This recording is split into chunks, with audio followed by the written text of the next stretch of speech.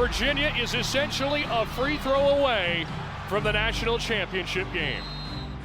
The main vision and mission of the Contemplative Sciences Center is to promote student flourishing.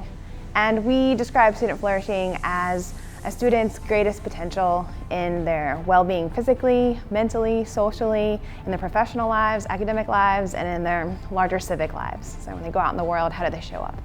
And we see contemplation as a bridge to well-being and to flourishing. You let him process this, you let him process his routine, step up to the line and execute. The very first contemplative practice we do is learn how to take a deep breath. We have evidence scientifically that impacts the body in a positive way to be able to respond in the moment to that particular challenge or stressor. This is your moment. So you don't have to wait to take a deep breath when you have a bunch of pressure on you making that free throw shot in a game. You can do that as a habit in your daily life. See this as a type of practice that can be done in formal settings. We teach formal ways in which to breathe, for example, with awareness. Formal ways in to recognize our emotions in practices that can be done in 10 minutes, a couple times a week. And also informal ways. So how do we catch ourselves in the moment? I think that there's a lot of opportunities at the university that student athletes have yet been able to realize, and our goal is to help give them more access to all of those opportunities. So our collaboration with Contemplative Sciences has allowed us to be really intentional and ground our practice in both theory and best practice, so that student athletes are taking classes that help propel them towards their own interests, their own values, their own life goals.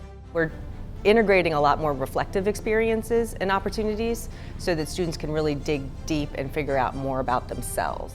The student wellness and the student experience is the motivating factor for everything that we're doing.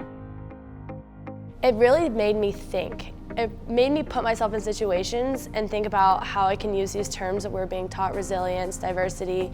It really made me think on how I can use these terms to make myself a better athlete.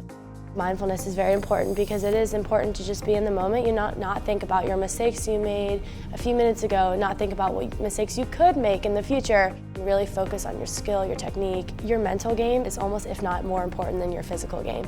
For me, it was just, I had a very result-oriented mindset, both in school and tennis before coming here. This class really helped me value the process instead of the result. When I brought that perspective to the classroom or to the court, I always felt like I would focus on what was important: my energy level, my effort, how I treated my teammates, how I treated my coaches. I took that focus on if I get the A or if I get the W on the court, and more, did I do this as well as I possibly could? Definitely as a first year, it was hard to take everything in. There was too much to think about at times. Being able to sit down and really think about things and to have a little bit of peace when it comes to meditating was really helpful. I was able to really put it into my own life.